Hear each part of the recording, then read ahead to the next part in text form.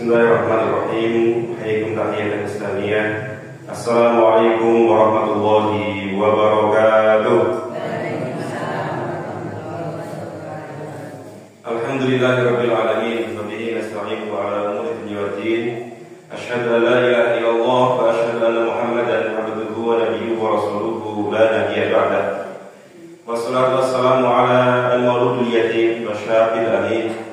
Khatamil anbiya'i wal mursalin sayyidina Muhammadin sallallahu alaihi wasallam wa ala alihi wa man tabi'ahu ila yaumil amma ba'd. Usini wa iyyakum bi taqwallahi laqad fazal muttaqun. A'udzu billahi minasyaitonir rajim. Bismillahirrahmanirrahim. Ya ayyuhalladzina amanu taqullaha haqqa tuqatih wa la tamutunna illa wa antum muslimun. Wa qala Rasulullah sallallahu alaihi wasallam fi hadits syarif, ittaqillaha haitsuma kunta wa adbi sayyi'atal hasanata tamhuha wa khaliqin nasa bi khuluqin hasanin. Bapak Ibu yang dirahmati Allah Subhanahu wa taala, hamdan wa syukran wa thana'an hanya bagi Allah Subhanahu wa taala semata. Puja dan puji hanya bagi Rabb Izzati Allah yang telah memberikan kita berbagai karunia dan kenikmatan sehingga ing dalem menika kula panjenengan saged ngrawuhi istiqomahi majelis ilmu ing mushola Kiri Salam Dusun Wonogiri tanpa halangan apapun. Maka kita senantiasa mengucapkan hamdalah kesarengan alhamdulillahirabbil alamin. Ile segala puja dan puji hanya bagi Rabb Izzati Allah yang Maha memberi berbagai anugerah kepada kita semua. Dan mugi-mugi ngaji kula panjenengan majelis ilmu ing mushola ing masjid wonten pundi mawon, majelis zikir, majelis sholawat ing pundi mawon menjadi aktivitas kaum muslimin tanpa henti, dan semoga itu menjadi sebab berkah Allah kepada kita semuanya. Amin ya rabbal alamin. Shalawat serta salam senantiasa kita aturkan kepada Nabi besar, Nabi agung junjungan kita Sayyidina Muhammad sallallahu alaihi wasallam, yang mana Rasulullah telah membawa kita semuanya dari zaman jahiliyah, dari zaman kekufuran, kemusyrikan, dari zaman kezaliman, dari zaman peperangan menuju zaman yang damai sentosa, yang penuh cahaya dan hidayah. Semoga cahaya syariat Islam senantiasa meliputi kita semuanya, sehingga dalam hal apapun kita mengerjakan aktivitas itu semuanya senantiasa dilandasi oleh syariat Kanjeng Nabi Muhammad SAW. Dan mungkin-mungkin kalau panjenengan termasuk umat sing mengke bareng-bareng enten mushola, enten masjid, enten pundi mawon salat bareng-bareng mengke dipetoke meleh bareng-bareng meleh di yaumil kiamah di surganya Allah Subhanahu wa taala. Dan tentu semoga nanti di yaumul baksi itu semuanya diberikan syafaat saking Kanjeng Nabi Muhammad sallallahu alaihi wasallam. Amin ya rabbal alamin. Bapak Ibu sekalian, sampun sampun bulan Sya'ban, pun padan bulan, berarti kita sudah di pertengahan bulan Sya'ban. Pun padan bulan ya, bulan yang leker, berarti Ramadan menyisakan dinten berarti sebulan. Itulah atau bahkan lebih dari itu. Kalau seandainya ini sekarang, kalau nggak salah pun kata seseran poso Ayyamul Bid dimulai dinten Rebo niki, Rebo Kamis Jumat. Berarti wis 15, maka tinggal 15 hari, tinggal 2 pekan lagi kita akan menyambut tamu agung kita di menika Syahrul Ramadan. Maka sadayake pengaosan tabarukan dengan ayatillah, dengan kalamullah, mari kita bersama-sama membaca ayat sing ngendikaaken babagan bulan Ramadan. A'udzu billahi minasyaitonir rajim. Bismillahirrahmanirrahim. Monggo jenengan sesarengan ya kula. Syahrul Ramadan alladzi unzila fihil Qur'an hudan linnasi bayyinatin minal huda wal furqan faman syahida minkumus syahra falyasum. Sadaqallahul adzim.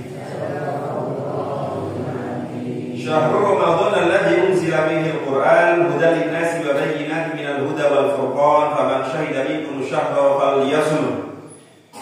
Bulan Ramadan adalah bulan di mana diturunkannya Al-Qur'an, di mana Al-Qur'an merupakan petunjuk bagi manusia, petunjuk bagi orang-orang yang ingin mendapatkan hasanah di dunia wal akhirah.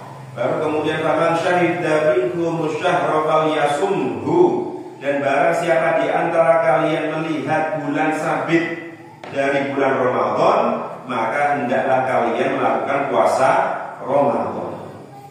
Di ayat lainnya dikatakan ya ayyuhalladzina amanu kutiba alaikumus shiyamu kama kutiba alal ladzina min qablikum la'allakum tattaqun. Apa nama dari? Biasanya Ramadan yang 30 dino mesti ayatnya ngoten terus kan. Monggo sesarengan a'udzu billahi minasy syaithanir rajim.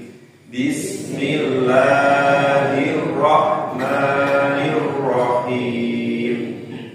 Nurunin ya ayyuhalladzina amanu. Monggo. Ya ayyuhalladzina amanu kutiba alaikumus shiyamu kama kutiba alal ladzina min qablikum la'allakum tattaqun. Wahai orang-orang yang beriman, telah diwajibkan atas kalian berpuasa sebagaimana puasa itu juga pernah diwajibkan kepada umat atau orang-orang sebelum kalian, agar kalian semuanya senantiasa bertakwa. Nah, saya tidak akan berpanjang lebar tentang tafsir ayat, hikmah ayat, fadilah puasa, tidak. Saya tak fokus ngaji fikih mawon tentang syarat puasa, rukun puasa, kemudian pembatal puasa, kemudian ngicipi jangan itu batalke napa mboten. Kemudian cilikane kula aja nuntut pas menang, kula nak nuntut pas menang engko posone batal. Dari jenengan nggih tumon ngoten niku. Cilike kula niku sering krungu ngoten niku, aja nangis. Nak nangis posone batal. Aja ngapusi, nak ngapusi posone batal. Nak kungkum nang kedung, nah kok biasa kungkume enten niku, apa lengkong karo usum. Nak nentut nang kedung nang jero banyu engko posoke batal. Nah kira-kira sing ngoten-ngoten itu harus napa mboten? Insyaallah akan kita bahas di kesempatan malam hari ini. Karena kalau tidak dibahas itu akhirnya jadi hafalan dan akhirnya membuat orang ragu-ragu.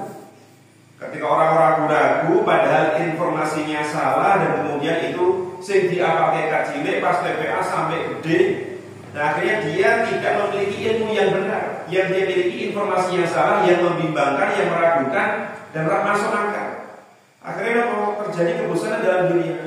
Wah jelas, masuk ngomong ribet banget, masuk orang logis banget. Nah kadang kita perlu introspeksi. Bisa jadi memang ilmu yang kita miliki belum tepat sehingga menjadikan puasa kita entah tidak semangat atau belum diterima dengan sempurna oleh Allah Subhanahu wa ta'ala. Nah, ngaji fikih dalam bab ibadah apapun, dalam masalah fikih apapun, itu biasanya dimulai dengan syarat kalian rukun. Setelah syarat rukun, kemudian yang membatalkan ibadah tersebut, niku kedah dipisah-pisah. Nah, mboten dipisah-pisah akhirnya mengko saling bertabrakan, ora dibedakake. Akhirnya tadi sering saya sampaikan tidak bisa membedakan endi sing salate wis sah, posone wis sah, tapi durung maksimal. Endi sing poso, salate, hajine durung sah, ya berarti belum dapat pahala. Nah, pertama yang akan kita bahas di sini adalah tentang rukun puasa. Ingat rukun. Rukun niku nak terpenuhi, buat tambah soleh atau orang tambah soleh, kemudian tambah langsing atau malah tambah gendut pas poso ini. Kemudian tambah takwa atau tidak tambah takwa. Kalau rukun terpenuhi, poso ini tetap sah. Sholat itu jenengan sholat, rukunnya terpenuhi. Terus jenengan metu saka masjid maling sendal, sholatnya sah apa mboten? Sholatnya sah, tapi nggih tetep kene dosa nih. Yo tinggal kowe hitungan to Mas. Engko nak pahalane sholat 70, maling sendale 50, kan nggih badhe 20. Iya nek maling sendale niku dosane 50. Nak maling sendal itu dosanya 100. Kan malah mirip. Jadi kita ingin sekali lagi membedakan mana endi sing babakan sah karo ora sah. Endi sing babakan tetep dosa apa ora dosa. Endi sing babakan pahalanya sempurna atau setengah atau tidak sempurna dan lain sebagainya. Nah, kembali ke rukun tadi. Rukun itu kalau terpenuhi maka ibadah apapun itu sah, tidak perlu mengulangi lagi, tidak perlu mengqadha. Nah, sebenarnya rukun puasa, arkan shaumi alias rukun puasa. Niku mboten sah diapalke oleh gampang banget. Ming loro. Rukun puasa niku ming kalih. Pertama apa? Niat. Yang kedua apa? Al-imsaku alias menahan dari makan dan minum atau juga segenap yang membatalkan puasa. Kata menahan itu pakai istilah al-imsak. Di fikih apapun biasanya pakai al-imsaku mimma yubtilu as-shaum. Menahan dari apa-apa saja yang membatalkan puasa. Menurut. Jadi benar kalau seandainya Rasulullah SAW bersabda melalui hadis qudsinya dari Allah Subhanahu wa taala mengatakan bahwa setiap amalan Ibnu Adam itu dienggo wonge dhewe-dhewe kecuali puasa. Fa innahu li fa ana ajzi bihi. Kejaba poso iku ibaratnya sing dijeni sing ngeki fadilah sing ngeki ganjaran walesan kuwi semua dari Allah Subhanahu wa taala. Karena saat ini ibadah lainnya bukan dari Allah ya, tapi ini sekedar penekanan bahwa nah ibadah lainnya dikerjakan itu manusia sudah dapat balasannya loh. Jenengan haji untuk gelar haji, jenengan zakat jenengan ditulis zakat saking bapak fulan ibu fulana dan sebagainya. Tapi kalau puasa itu karena rukunnya 2 itu gampang untuk ngapusi. Nak sholatnya batal apa ora batal itu saged ditinggali. Sholat zuhur kudune 4 rakaat. Kok sengaja nindakake ning 3 rakaat, sah napa mboten sholatnya? Mboten sah. Artinya kudune 4 kok 3 rakaat itu kan ketok banget. Tapi kalau poso itu rukunnya ping kalih niat karo menjaga makan dan minum atau sekedar membatalkan. Nah niat wi mahal al-qalbu. Ora roh pun juga ora apa-apa. Kancane mboten ngertos mboten apa-apa tetap sah niate. Kemudian ketika kita di luar ora mangan, ning jero omah mangan, itu kan tetep wong jaba ndeloke kabeh dhewe tetep kaya wong poso. Nah, maka Bapak Ibu sekalian, rukun puasa itu cuma 2 sehingga ya memungkinkan atau gampang untuk dibohongi, dimanipulasi. Tapi yang tahu dan tidak mungkin dikelabui adalah Allah Subhanahu wa taala. Nah, itu. Maka pertama niat.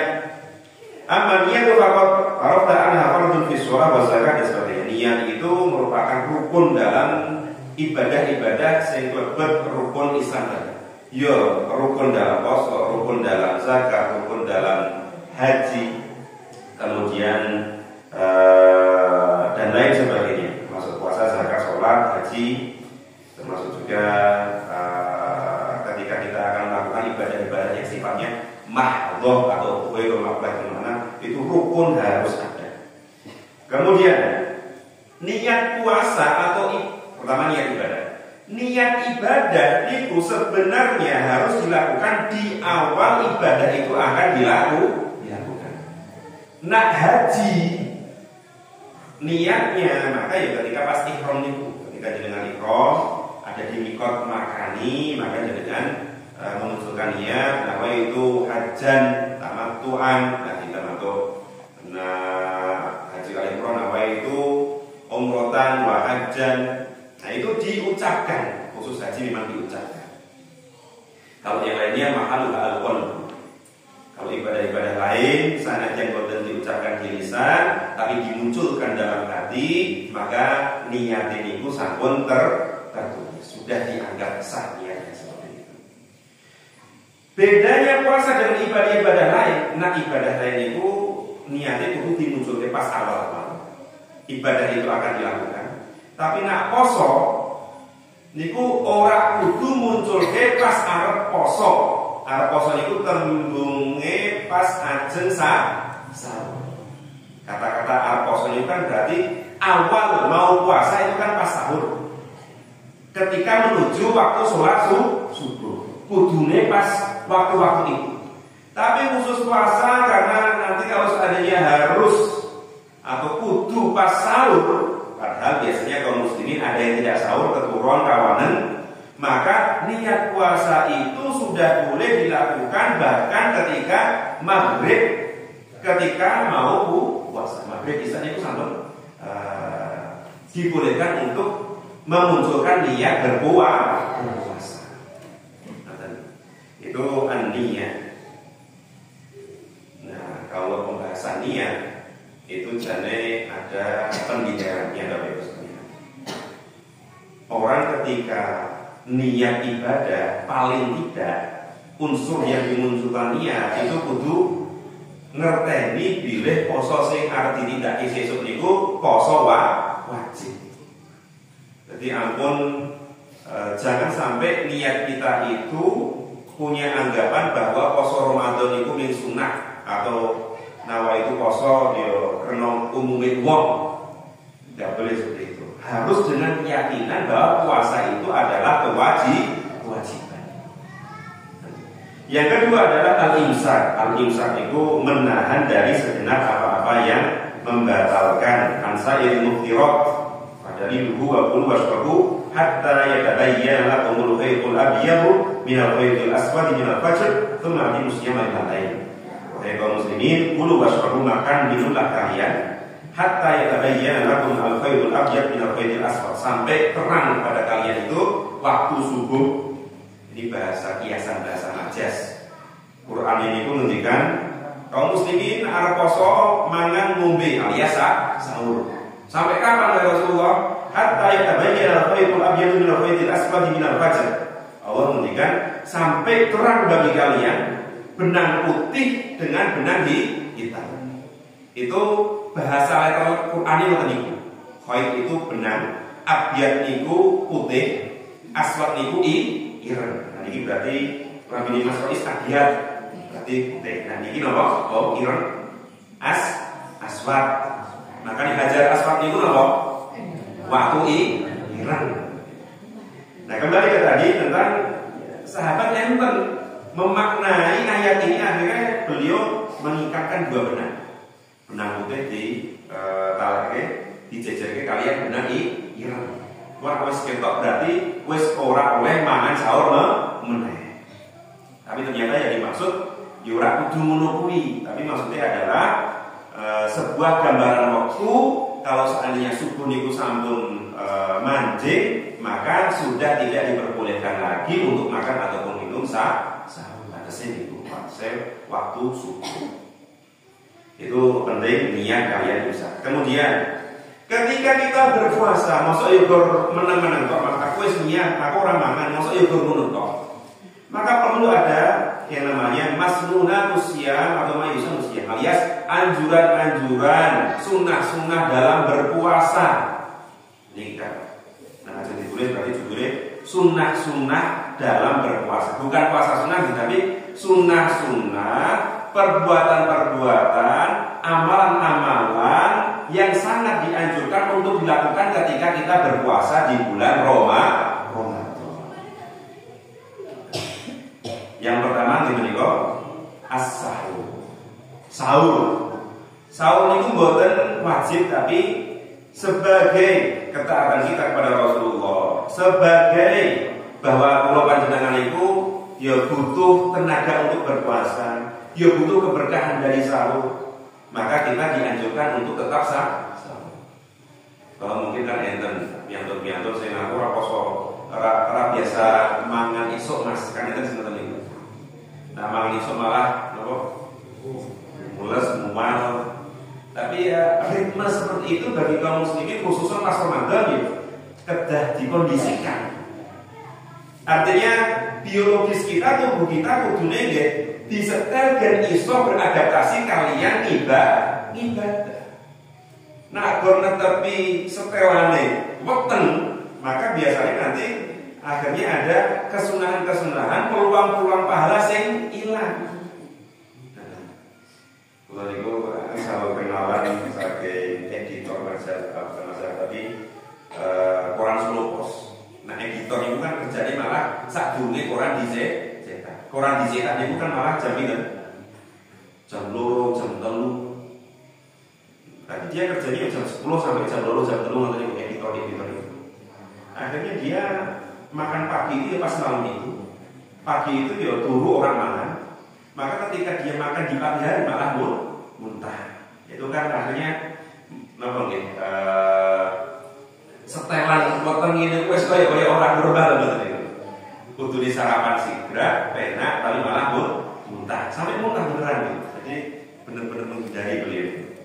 Nah, kita sebelum terjadi seperti itu, maka monggo dibiasakan bahwa sahur itu walaupun jenengan orang sahur tetap kuat, tapi dalam rangka mencari keberkahan, maka seharusnya atau sebaiknya kaum muslimin tetap melakukan makan dan minum sahur.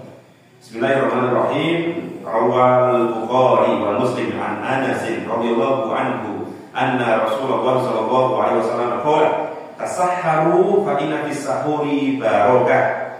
Diriwayatkan dari Imam Bukhari dan Imam Muslim dari Rasulullah Shallallahu Alaihi Wasallam bersabda, tasahharu fa inna fis sahuri barakah. Sahurlah kalian, makan minum sahurlah kalian, karena dalam sahur itu ada keberkahan. Jadi kalau panjenengan pengen goleki berkah itu mboten perlu rumit-rumit, ora kudu sing dolan aja, ora kudu sing semedi, ora kudu sing neng dindi, tapi cukup makan dan minum sahur ketika bulan Ramadan, maka dalam makan dan minum sahur itu ada keberkahan. Berkah yang di Mas, neng mentoke apa neng cekere Mas, apa neng tempe nih. Ora pandang ceker, ora pandang dodo mentok, atau tempe gembus, tempe delik, tempe apa boleh? Tempe gosok, tempe gede-gede ini apa? Benguk, tempe benguk, apapun yang dimakan, apapun yang diminum ketika sahur, maka itu tanda atau simbol dari berkah Allah Subhanahu wa Ta'ala. Jadi bukan ngarani nglawain apa sembarang kalir, sing penting halal, wonten meja sahur maem bismillah niku berkah. Donga kalih semoga ini menjadi wasilah kekuatan saya, produktif saya ketika berpuasa. Dan anjuran kedua yaitu takjilul fitri. Dari kata-kata takjil, kalau panjenengan kan, ayo boleh takjil. Takjil itu saking kalimat ajala yu'ajilu, artinya menyegerakan. Takjilul fitri artinya adalah menyegerakan berbuka, alias nyepet atau menyegerakan batal poso. Tapi istilah batal poso itu kayak istilah sing pripun gitu. Poso moyo-moyo malah dibatal. Jadi istilah yang tepat ya bukan batal ke poso, Tapi yang mengakhiri berpuasa pada waktunya di menikah ketika waktu maghrib. Istilahnya waktu maghrib, bukan adzan maghrib. Soalnya adzan maghrib itu kan tergantung muadzine. Nah, muadzine mamane uga ya adzan maghrib ya telat. Ya paling aman kalau bagi saya itu sekarang di era modern, waktu sholat itu kadang sing luwih presisi nopo? HP. Nah, adzan kadang ada jedanya. Kemudian kalau jam-jam gending ngeten iki, angger baterainya wis arep entek, niku kadang geser 2 menit 3 menit. Tapi kalau jam yang ada di HP kami itu kan itu settingan nasional. Kalau kartu niku Indosat, Telkomsel, Bayu, Smartfren itu biasanya kalau sudah diletakkan di HP kemudian kita setting waktu sesuai dengan kartu-kartu tersebut itu sudah akan menunjukkan waktu yang sama. Lalu tinggal patokan di mas. Kadang-kadang itu tanggalan waktu-waktu maghrib betul itu. Itu memang kadang kita kese 2 menit kan. Tanggalan Kemenak Boyolali mungkin jam 6 luwih 5. Nah, tanggalan Kemenak Semarang jam 6 luwih 7. Nah, kalau panjenengan kira-kira penake pundi? Melu Semarang atau melu Boyolali? Melu Klaten atau Klaten? Sebenarnya kalau waktu itu kan ketika ada jadwal sholat disusun kemudian ditempelkan nggon tanggalan-tanggalan, itu kan jadi patokan itu. Patokan itu adalah tempat titik ukur seseorang yang melakukan atau membuat jadwal sholat tadi. Kalau Semarang itu titik tolaknya jadwal poso, jadwal sholatnya itu soko ngalian, soko pundi Malaysia daerah-daerah kulon mriko, maka seharusnya kita itu lebih maslahat melu Boyolali. Jadi tidak selalu patokan ini itu sesuai kata ini jenengan. Karena patokan ini itu geografis bukan administratif. Waktu sholat itu menggunakan dasar geografis alias dasar tempat, bukan dasar administrasi kabupaten atau KK atau KTP. Maka kalau saya itu HP ini sudah disetting otomatis dan kemudian layunya yang Semarang daerah Kulon Mriko, itu akhirnya saya ubah menjadi Boyolali. Nah, maka ketika pembuatan jadwal-jadwal sholat, ketika ada pelatihan falak itu biasanya akhirnya kalau sing kula kenal niku daerah Soraya sing biasa dipakai dalam falak dan jadwal sholat itu enten Ustaz Ruswah. Beliau asli Brebes tapi Brebesin Sunda, tapi sudah lama bermukim enten Karanganyar dan Jati sampai sing terapi sebelah. Jadi tetangga beliau itu enten sing terapi obat alternatif mboten dukun mboten ngombe macam-macam mboten. Dia ning terapi di sebelah lho di KPK lho. Loro Mas, kula ngeluh mriki di sebelah daerah Budi mboten niku mari. Rencana senior-senior Muhammadiyah niku karase niku dan kuwi judu. Nah, dengan kok ini mboten iklan ya, tapi kok ternyata rencana senior bapak-bapak mereka niku kok ternyata kata sinten mereka dan alhamdulillah judu. Sekali keplek 300.000. Ya modal sekali keplek, tapi maksudnya satu durasi biasanya 15 sampai 20 menit itu 300.000. Tapi kemudian yang saya kata sing judu. Dr. Ruswa itu mengatakan bahwa dalam penyusunan jadwal sholat, jadwal puasa itu digulai titik. Contoh Kabupaten Semarang, titik paling timur endi, titik paling barat endi, titik paling tinggi endi, titik paling rendah endi, kemudian di daerah rata-rata maka menjadilah jadwal sholat itu. Nah, seperti itu. Jadi lebih berdasarkan faktor geografis, bukan masalah KTP ataupun hari endi. Kembali ke tadi tentang menyegerakan al-iftar. Kemudian al-iftar al-tamri, setelah menyegerakan berbuka puasa atau bahasa kalau panjenengan balal ke poso. Setelah menyegerakan berbuka berpuasa, maka anjuran selanjutnya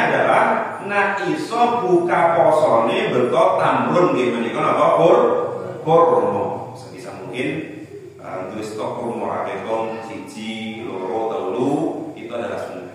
Wa illa fabil ma'i, kalau seandainya tidak ada air maka tidak ada kurma maka menggunakan air putih. Maka janjinya istilah berbukalah yang manis-manis. Berguna bukol ndeloki foto bojone, ndeloki sing ayu-ayu karena manis Mas. Nah itu termasuk sing salah. Sebenarnya tidak ada anjuran hadis berbukalah yang manis-manis. Bahwa kemudian kan kurma manis Mas, makanya nggak apa-apa dong kalau seandainya saya berbuka puasa dengan sing manis-manis. Mbok niku napa? Es teh, kolak, dawet cendol, atau mungkin minuman-minuman yang manis, ya nggak apa-apa, artinya tidak dosa. Tapi yang dimaksud oleh Rasulullah dalam hadis itu adalah tamar itu sendiri, kurma itu sendiri. Artinya jenengan jangan beranggapan mentang-mentang yang saya ngomong berbukalah yang manis-manis, jenengan menyetarakan kesunahan makan tamar alias kurma dengan muncul dawet atau mungkin kolak atau mungkin pisang. Enggak. Ya tetap anjuran utamanya adalah kurma. Bahwa kurma ada zat manisnya, dan zat manis itu kalau dikonsumsi manusia setelah rentang waktu sejak orang makan itu akan memberikan kekuatan. Nggih. Glukosa atau sing manis-manis itu kan memang memberikan kekuatan atau tenaga kepada manusia. Setelah kula panjenengan iku poso sedina nutup, kemudian rada lemes, nak di dahari makanan-makanan yang ada manis-manisnya, maka itu akan menjadi tenaga niku lho. Tapi sekali lagi jangan kemudian menyengajakan diri menggeser kurma dengan klepon atau mungkin dawet. Yang niku halal, yo jenengan pas Ramadan tutulan klepon nggih angsal api-api mawon, tapi ya tetap anjuran utamanya adalah wa illa fabimma, kalau tidak ada kurma maka kemudian dengan air putih. Kalau Rasulullah SAW idza afqara ahadukum fal yaqtur ala tamrin fa innahu barakah fa in lam yajid tamran fal ma'u fa innahu tahurun. Idza aftara ahadukum, apabila salah seorang kalian berbuka puasa maka hendaklah berbuka puasa dengan kurma, karena dalam kurma itu ada keberkahan. Dengan akhirnya nak moto hadis-hadis ini akhirnya paham bahwa kurma ini berkah. Iku mboten kurma tok. Di hadis lainnya dikatakan ittaqidu fil ghanami barakatan. Carilah keberkahan dari kambing-kambing. Pedus niku nggih berkah. Nah, tentu kita niatnya adalah bukan kemudian kita nyetok kurma kemudian diaji-aji berkah, mboten. Tapi maksudnya dengan makan kurma nindaki dawuh Rasulullah, dan ketika kita nindaki dawuh Rasulullah maka itu akan menjadi pancingan keberkahan. Kemudian yang keempat adalah setelah menyegerakan buka puasa maka hendaknya menyegerakan nindaki sholat maghrib. Jadi sing dimaksud menyegerakan buka puasa itu takjil sing sithik wae. Mboten daharan sing berat itu. Dalam mazhab Syafi'i, Hanafi dan juga kathir minal fuqaha, ini banyak para ulama-ulama fikih itu menegaskan bahwa yang dianjurkan menyegerakan berbuka puasa itu sekedar batalnya poso dengan makanan yang ringkes tadi. Setelah itu tetap yang disegerakan adalah tindaknya sholat maghrib itu. Ini boten ngombe dawet, ngombe es teh, bakwan dan goreng, kemudian ini istilah sing elek banget, tapi goreng itu diistilahnya janda bolong atau janda royal. Rondo. Ya rondo wae janda karo rondo to. Ya rondo royal gitu. Kok iso-iso wae tapi goreng dadi rondo royal itu. Sehingga istilah saiki. Ya sesekali panitia apa pola seneng niku rondo royal, ben mas-mas ini gen rondo royal itu di. Nah kembali ke tadi, ya tidak apa-apa makan membatalkan puasa dulu, tapi yang diutamakan adalah tetap kemudian menyambung yang menyegerakannya dengan tindaknya sholat maghrib berjamaah, baru setelah itu makan puasa. Yang kelima, wa yustahabul iqlalu min at-ta'ami fil iftar wa sahur. Walaupun sedang berpuasa, tapi tetap anjurannya adalah jangan kemudian kita makan secara berlebih. Anjurannya makan sedengan. Iftar itu sedikit, tapi maksudnya makan dan minum ketika buka atau sahur itu ya dengan sekedarnya, dengan secukupnya, itu maksudnya. Jadi tidak perlu kita kemudian wayang buka itu balas dendam. Nah, karena puasa bukan menggeser jadwal makan, betul. Puasa itu ya tetap mengurangi asupan fisik badan kita. Karena yang ditumbuhkan sing digedheke iku mboten otote, tapi napa? Imane, pahalane, ruhani. Puasa itu waktu yang tepat untuk menumbuhkan rohani, bukan menumbuhkan daging. Artinya ketika berpuasa, sahur ataupun ketika berbuka, itu ya tetap makan ala kadarnya. Kemudian tadi bahwa dalam puasa itu ada keberkahan, itu leres. Karena dalam puasa biasanya aktivitas ekonomi masyarakat itu tumbuh. Sing boten biasa betulan pas Ramadan nyetoke dan goreng dan warung. Sing biasa waktu betulan cendol pas poso betulan cendol. Itu berkah enggak apa-apa. Maka masyarakat sekitar, Bapak Ibu sekalian, enggak dari karya-karya ngoten niku enggak apa-apa. Disetorkan atau bahkan di Rojo niku tahun kemarin masjidnya kami kerjaan niku enten stand enten bazar.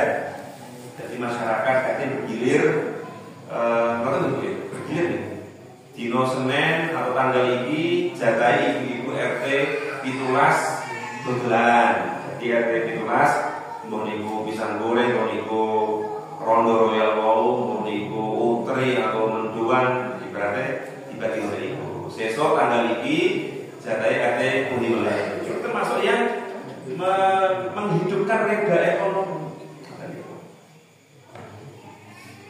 Dan dengan aja titip masih sanjang kali om yo iki kasih tak pilih. Dan istilah ikhlas, artinya Bapak Ibu sekalian, sangat yang poso itu muncul berbagai makanan yang ada, tapi kita tetap tidak perlu kemudian kita berlebih-lebihan dalam makan dan minum. Dalilnya adalah waqulu washrabu wa la tusrifu innahu la yuhibbul muslimin. Makan dan minumlah kalian wahai kaum muslimin, tetapi jangan tusrifu, jangan kalian berlebih-lebihan, karena sesungguhnya Allah itu tidak menyukai hambanya yang berlebih-lebihan. Kemudian nomor 6, anjuran selanjutnya adalah yustahabbu du'a indal iftar wasana Allah. Dianjurkan ketika berpuasa itu mengucapkan doa-doa berbuka puasa. Apa nomor boten? Boten. Monggo diwaca sarangan. Saya niki sing umum mawon lah. Karena doa ini kata di antaranya adalah monggo sesarangan Allahumma laka sumtu wa ala rizkika afqartu fataqabbal minni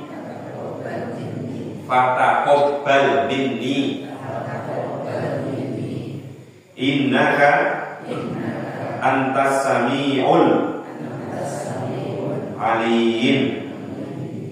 Doa lainnya zahabat dhama'u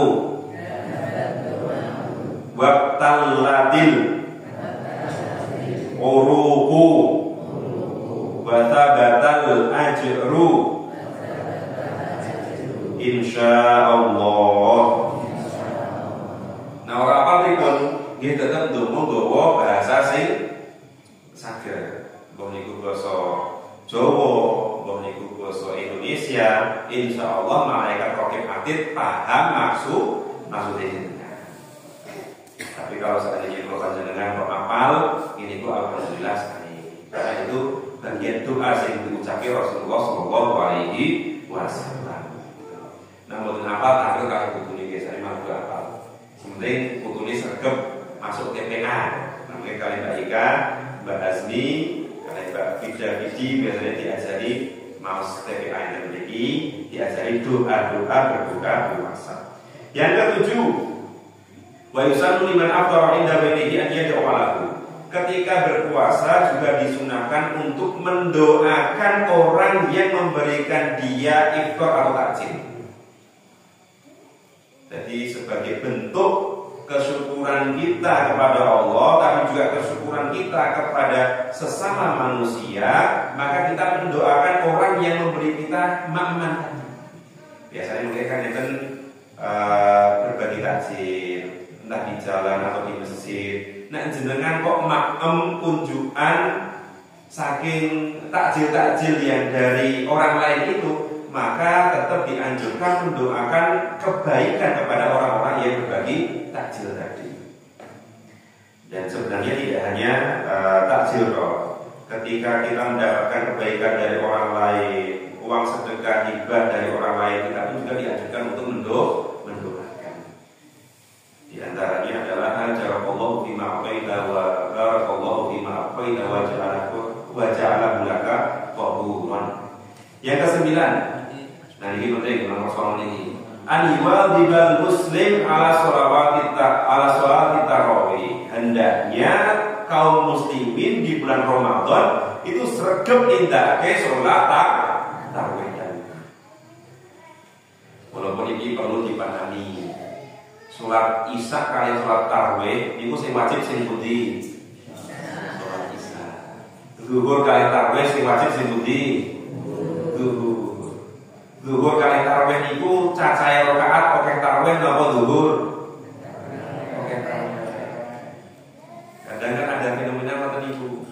Pas tarawih masjidnya kebak, tapi pas zuhur, pas subuh, pas isya masjidnya kok kosong. Padahal sing wajib itu justru sing sholat 5 waktu. Nah ini fenomena yang tidak perlu dimusuhi, tidak perlu disesali, tapi ya justru dihusnudoni, didoakan, diusahakan, dielingke agar kaum muslim itu sadar bahwa nak wajib itu harus ditinggalkan.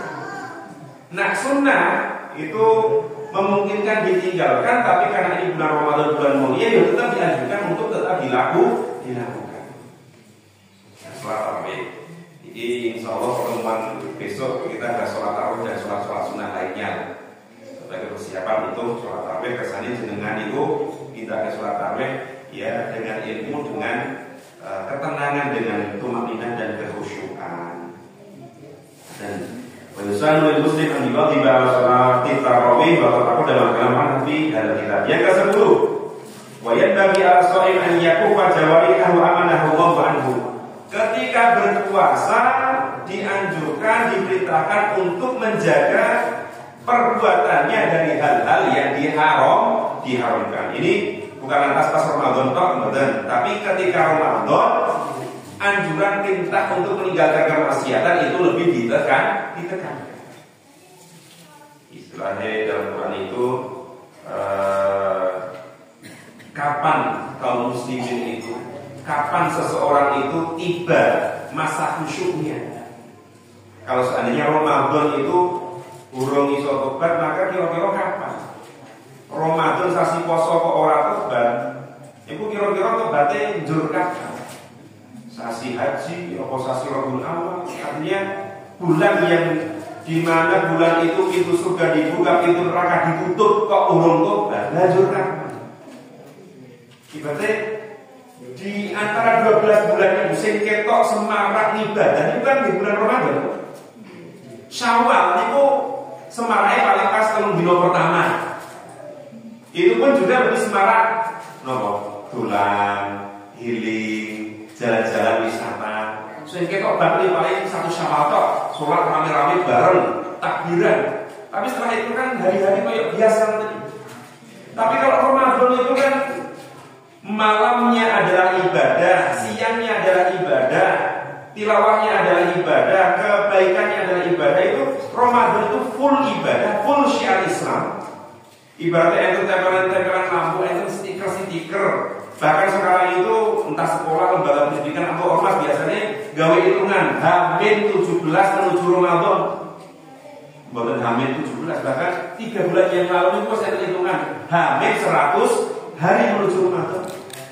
Dalam rangka ngelingin Ramadan itu wis waktune tobat, wis waktune nyukupi maksiat, wis semuanya fokus ibadah. Maka bismillah kalau panjenengan diniati dumateng keluarga, kalau panjenengan tonggo, kalau panjenengan masyarakat, kalau panjenengan sedaya pilih Ramadan ini menjadi sekolah penyucian jiwa. Ibaratnya menjadi terminal. Ya bosan ora bosan kudu bosan maksiat. Lali apa eling kudu lalek maksiat. Dibuat lupa, dibuat bosan, dibuat jenuh teman-teman. Ini bulan Ramadan kita harus menyengajakan diri untuk membenci kemaksiatan lebih dari bulan-bulan yang lain. Kemudian jadi mungkin subbab selanjutnya, kalau tadi adalah anjuran, sekarang mayubah lisolim, hal-hal yang diperbolehkan bagi orang berpuasa. Judulnya adalah hal-hal yang dibolehkan bagi orang berpuasa. Yang pertama adalah yubah lisolim an yadfa'a nafsihi al-harra min aksha bisobil ma. Dibolehkan bagi orang berpuasa untuk mengademkan dirinya dari panas ataupun dari rasa haus dengan apa? Dengan bisobil ma ala rosihi, dengan mengguyurkan air di atas badannya. Nah, sorok ini juga adus, untuk ramas, atau sibinan juga rasa. Artinya aktivitas-aktivitas untuk meringankan hawa panas dalam tubuh sepanjang boten diombe niku angsal dilakok. Artinya Islam itu agama yang mudah, santai mawon. Dan ini boten perlu dihadap-hadapkan dengan Mas, yuk kudune semakin nelongso semakin oke pahalane. Maka kemudian dia menyengajakan diri untuk menyiksa diri dia. Bahwa enten hukum memang al-ujrah biqadri masyaqqah itu enten. Semacam kaidah dalam fikih al-ujrah biqadri masyaqqah. Banyak sedikitnya pahala itu adanya tergantung dengan sisi kepayahan kesusahan yang dia dapatkan. Tapi jangan mengambil kesimpulan bahwa kemudian jenengan menyengajakan diri bersusah payah, menyengajakan diri menyiksa diri dalam rangka mencari pahala yang banyak. Ini betul leres. Sekali lagi, benar bahwa ada kaidah al-ujrah biqadri masyaqqah. Artinya apa? Banyak sedikitnya pahala itu kadang tergantung kesulitan yang kita hadapi, tapi jangan kemudian menyengajakan diri dalam kesulitan dan kepayahan dalam rangka mencari pahala yang banyak. Nah, iso boleh pahala oke tanpa kesusahan kan juga alhamdulillah. Orang kudu kemudian nyiksa diri dan itu pahala sing oke ngoten lho. Kalau rumiyin kadang mampir enten salah satu rumah yang dihuni oleh jamaah rencana tabligh niku terdiri dari beberapa negara, ketemu sama orang Malaysia niku dia ke poso Daud. Atau poso Daud Bu. Poso Oblangan niku. Nah, dia itu pas siang hari itu gini Bu, karo turu-turu, kadang karo kaosan sporot, karo mojo berbu, atau kadang karo kue kerantok. Di sampingnya ada baskom. Kemudian dia itu kalau lagi gerak dia niku nyeluk tangannya nggon baskom, kemudian di usak-usaknya nggon awak itu. Kadang di usak-usaknya nggon ndase. Angsal apa mboten ngoten niku? Nggih angsal Bu. Mengurangi pahala puasa atau tidak? Mboten. Kecuali kalau jenengan itu jadi Pak Ustaz mau anggar poso ora apa-apa ngebyur awak, tapi kemudian kalau dicicip-cicipi diombe teh sak rengkot, dan itu baru membatalkan puasa. Berkumur-kumurnya 3 kali, tapi dikeluarkannya 2 kali. Berarti sing siji diundal diulek niku. Nah, itu baru. Dan itu boleh. Artinya tadi aktivitas untuk mendinginkan badan itu boleh dilakukan dan insya Allah tidak mengurangi pahala puasa. Artinya dengan ampun dibingungkan dengan kadang-kadang di antara sahabat-sahabat kita itu yang berpemikiran rasa menurui semuanya poso rasa kemenyek. Ya kalau seandainya dengan jalur dia meningkatkan diri, dia tambah khusyuk, kemudian dia bisa produktif, orang keleleran, orang meletre itu malah alhamdulillah. Artinya puasa dia ya poso itu pahala ya produktif bisa makan ya. Nomor kali ya juga melakukan hadis bi haji membantu mayatasil wa yasum. Termasuk yang dibolehkan bagi orang berpuasa itu adalah bangun tidur dalam kondisi junub. Yusbihu junuban tsumma yatasil, kemudian dia mandi besar, tsumma yasum, kemudian dia melakukan puasa. Ingat junube tetap sebelum subuh. Jadi nggak umpamane ini saya cilik-cilik mau tahu ya alhamdulillah ya wes gede kabeh ya kecuali Mas Rio. Kalau Mas Dwi anggap cilik lah. Nah jadi kalau seandainya ada suami istri kok jima umpamane jam 3 jima kemudian kan pernah turu kebablasan sampai jam 5 padahal subuh jam setengah 5 gitu. Boten sahur kan ya? Nak boten sahur posone sah napa batal? Ingat tetap sah. Tapi dia dalam kondisi junub Mas, posone sah napa batal? Tetap sah. Jadi sing penting napa aktivitas suami istrinya dilakukan sebelum subuh, bahwa kemudian dia kelewatan sampai jam 5 urung adus itu tidak apa. Jadi maksud dari ungkapan yubahu lahu an yusbiha junuban tsumma yaghtasil wa yasum itu maksudnya adalah tadi seperti yang saya ceritakan. Ketika orang bangun jam 5 karena sebelumnya melakukan aktivitas suami istri di jam 3 atau jam 5 kurang seperempat, jam 5 kurang seperempat kangelan. Dosane gede, nyaure yo kangelan wis tuh. Kaum muslimin kalau di siang hari Ramadan hindari yang namanya jima karena ketika pindo ya medhot sedina goro-goro kiku-kiku ngoten niku kudu ngenti poso swidak dina. Swidak dina niku kudu berkelanjutan, mboten saged dijeda. Contoh wis kok selawe dina Mas. Gampang insyaallah engko iso tak lakoni. Selawe dina kemudian medhot sik karena kerja dhisik bar kuwi arep lanjutke seminggu nek mboten angsa. 60 hari itu dikerjakan harus berkelanjutan. Makanya nak poso wis ya rasa kelon lah. Kelone dada-dada wae. Artinya sangat besar sekali kafaratu siang tadi. Kafaratu atau kafarat bagi orang yang membatalkan puasa di siang hari Ramadan dengan jima itu hukumannya sangat berat. Maka kembali tadi bahwa yang dimaksud boleh junub di pagi hari Ramadan itu maksudnya tadi melakukan aktivitasnya sebelum subuh, lalu kemudian dia ketiduran sampai setelah subuh dan kemudian dia langsung puasanya sah. Yang ketiga, wa yubahu lahu kullu ma la yumkinu al-ihtiraz minhu qabla al-rihi. Diperbolehkan maksudnya rikun itu ngeten. Kalau panjenengan niku kan duwe idu ludah. Idu niku kan kadang yo ning jero mulut, tapi kadang yo rada metu-metu kok ya. Padahal kalau sudah di luar itu kan kadang itu sudah bukan bagian dari tubuh kita. Nah, khusus itu sing nempel niku itu dihukumi ma'fu anhu alias bunuh. Artinya dengan nek ora neng itu neng mriki itu nah, dingeterke insyaallah boten batal. Tapi nek wis beleran yang dindi, wah, ini ya dilani guys. Di gua wae karena disedot-sedot meneh. Itu malah batal, itu benar-benar terpisah dari anggota tubuh, itu dihukumi ya bagian luar. Kalau sengaja untuk dimasukkan lagi, itu membatalkan.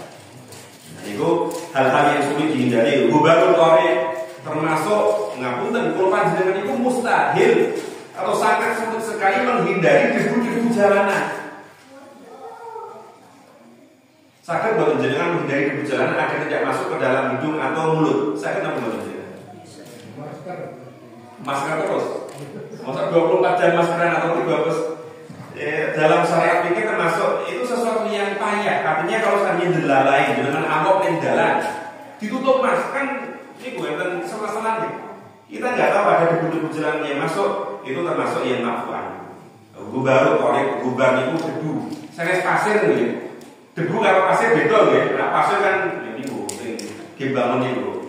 Ya beda kalau pasir itu sesuatu yang sangat bisa dihindari. Tapi kalau debu kemudian tidak terlalu kasar atau melebu, nah itu maafkan. Yang keempat, bahaya itu tulisan asiwak pijat. Nah, langsung saja yang keempat adalah angsal bersiwak. Itu angsal. Maka kemudian dikiaskan. Loh, berarti kumur-kumur kemudian gosok gigi boleh Mas? Boleh. Tapi yang memang kalau dalam madzhab Syafi'i ketika tengah hari sampai mau buka itu sudah tidak disunahkan lagi siwak. Ya kalau saya ya usahakan sikat giginya pagi hari atau bahkan sebelum subuh gitu. Nah, ingin menghindari bau badan. Karena kalau siang hari itu dia dilemanya ya, di satu sisi bau, tapi di satu sisi baunya itu adalah ya miskun, dia wewangian di hari akad kelahiran.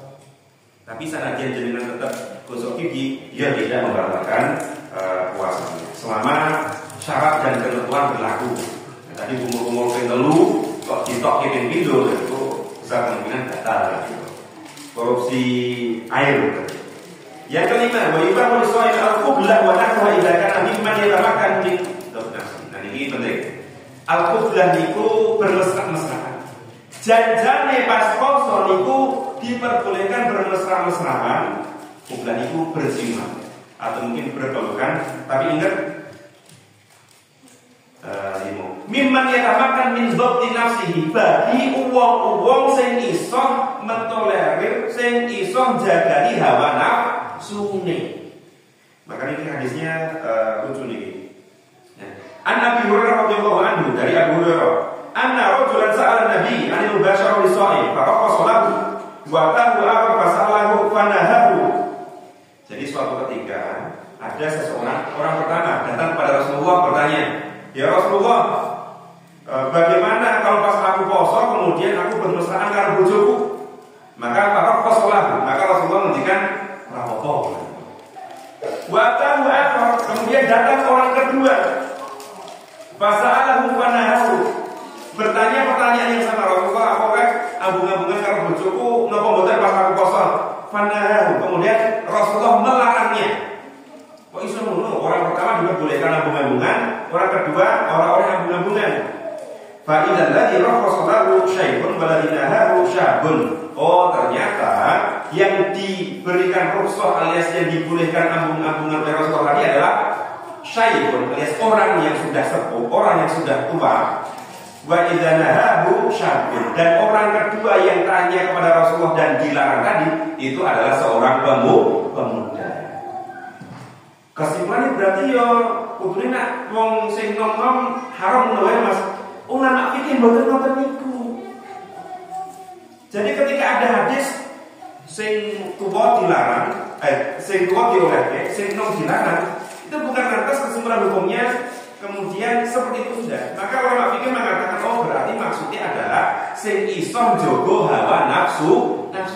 Artinya kemudian sanadyan umure mungkin suami istri itu mungkin 35, tapi kok kemudian dalam ambung-ambungan yang sederhana, orang nyosor banget, orang ngecop banget, orang dempet banget, itu sangat biasa. Atau mungkin alat kerja perlu-perlukan biasa, itu tidak membatalkan. Tapi kalau seandainya seorang pemuda kok turu, kok kelonang, kok kemudian geser terus, dan itu wes mending boten sah. Nanti bisa jadi malah membatalkan puasa. Kemudian saya kira itu yang bisa saya sampaikan. Insya Allah kita lanjutkan di pertemuan besok ya, Rabu malam kira-kira di sisa 1 atau 2 lagi kita maksimalkan untuk ngaji bab puasa, sholat tarawih atau mungkin juga sholat sunnah lainnya. Mungkin ada waktu 5 menit saya ingin menutup untuk menampilkan wonten pertanyaan-pertanyaan tentang babagan puasa. Dipersilakan untuk ambil di persaki dan tujuan. Lu pentel. Halal itu halal sih.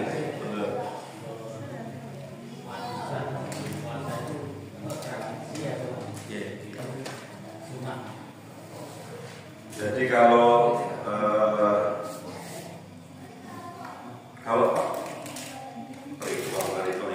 kebiasaan, kalau kebiasaan padusane itu adalah tradisi dan bisa dibilang tidak bertentangan dengan Islam. Padusan tidak bertentangan dengan Islam. Ini padusan standar ya. Nah, padusan kalau kumpulan kelatan itu akhirnya malah kumpul-kumpulkan, kemudian sekolah diisi wong satu sana itu yang malah menjadi mandor dan itu termasuk tradisi. Lalu kemudian kalau seandainya jangan niati, aku tak niati kui, aku padusan. Kalau padusan diniati dengan mandi besar, bersuci, karena dia merasa ingin menghormati bulan Ramadan bulan mulia, maka itu sunnah. Boleh-boleh saja. Itu sunnah sing ya secara keumuman lah. Secara keumuman. Mandi besar itu kan tidak untuk junub toh. Kesunahan mandi besar itu kan kalau di mata Nabi Suci itu ada pitulasan. Bukan pitulas aku juga maksudnya sampai belasan item itu disunahkan. Pas Arab Ibrahim, pas Arab Nabi Musdalifah, pas Arab Arafah, pas Arab Jum'atan, Idul Fitri dan sebagainya. Itu mungkin tidak ada dalil khususnya, tapi kalau dengan niati mandi besar dalam rangka menyambut bulan Ramadan dengan dalil umum, ya tidak apa-apa. Selama tidak beriktikad berkeyakinan bahwa itu ada dalil khususnya kemudian diajukan dan seterusnya. Jadi Bapak Ibu sekalian, kebaikan itu kan umum. Artinya tidak semua kebaikan eneng letterlek Quran hadisnya itu. Kalau kebaikan itu kita lakukan dengan niat baik, tidak bertentangan dengan syariat lain sebagainya, dan kemudian ada sandaran pokok umumnya, itu tetap dibolehkan. Contoh ngaji, hal-hal sifatnya teknisnya ini kan tidak ada, tidak ada petunjuk teknisnya. Ngaji malam Kamis atau malam Rabu dan sebagainya, walaupun kalau dari antar sahabat, kalau nggak salah Ibnu Abbas itu memang ngaji di beliau itu di hari Kamis. Di hari Kamis ngaji di beliau. Bahkan para sahabat itu saking pinginnya, mbok yao tiap minggu itu ngaji terus di bukan tiap minggu. Mbok yao tiap hari itu pengajian terus, para sahabat betul itu. Tapi bijaknya Ibnu Abbas kenapa? Jangan. Bagaimanapun juga manusia itu dua kadar keumuman. Nak pendak dulu pengajian, bahkan dia butuhnya bergawe, butuh angon terus, angon bebek, ya butuh angon anak ibu juni barang. Artinya, dia boleh mengajarkan tentang pola keseimbangan dalam hidup. Kata ya, saya kira itu yang bisa kami sampaikan. Mari kita akhiri dengan doa sambil berharap kepada Allah agar pertengahan Sya'ban ini sampai akhir Sya'ban kita diberikan keberkahan oleh Allah sebagaimana doa Rasulullah, Allahumma barik lana fi Rajab wa Sya'ban wa balighna Ramadan. Allahumma shalli ala sayyidina Muhammadin syakirin hamdan na'imin hamdan yuafi ni'amahu wa yukafi mazidah ya rabbana lakal hamdu kama yanbaghi li jalali wajhikal karimi wa 'azimi sultanik. Allahumma ighfir lil muslimina wal muslimat wal mu'minina wal mu'minat al ahya'i minhum wal amwat. Rabbana ighfir lana dzunubana wa dzunuba walidina warhamhum kama rabbawna shigharan. Rabbana awzi'na nashkura ni'mataka allati an'amta 'alaina wa 'ala walidina wa na'mal shalihan tardahu wa adkhilna bi rahmatika fi ibadika sholihin. Rabbana dhalamna anfusana wa illam taghfir lana wa tarhamna lanakunanna minal khasirin. Allahumma jalil hayata ziyadatan lana fi kulli khairin waj'al al-mauta rahatan lana min kulli syarrin. Allahumma khtimna min hadhihi dunya bi husnil khatimah wa la tahtimna minha illa bi husnil khatimah. Allahumma ij'al hadhihi al-qaryata wal madinata baldatan tayyibatan wa rabban ghafur. Allahumma barik lana fi Rajab wa Sya'ban wa ballighna Ramadana. Rabbana atina fid dunya hasanah wa fil akhirati hasanah wa qina adzabannar. Subhana rabbika rabbil izzati amma yasifun wa salamun 'alal mursalin walhamdulillahi rabbil alamin. Wa al-Fatihah.